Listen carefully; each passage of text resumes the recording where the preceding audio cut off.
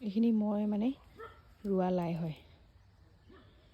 মই যেতিয়া হেৰিত আহিছিলোঁ নৱেম্বৰৰ লাষ্টত আহি পেলাই মই ঘৰত ৰুই থৈ গৈছিলোঁ। খুব ধুনীয়াকৈ হৈছে এইখিনি লাই।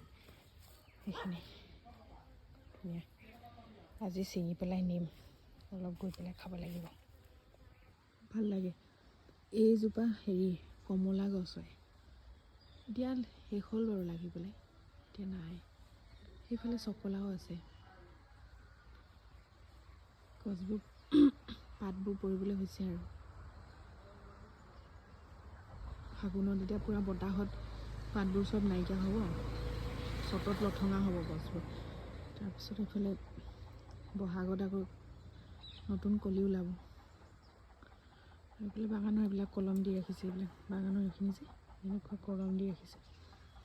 এতিয়া বছৰটো শেষ ন, তেতিয়া গৈ পেলাই এপ্ৰিল মানত নতুন আকৌ পাত ওলাব। সেইকাৰণে চব গছ এইফালে কলম দি থৈ দিছে।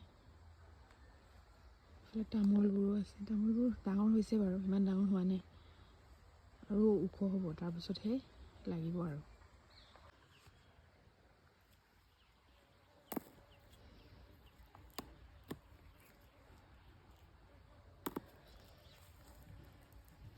ছিঙি থৈ দিছোঁ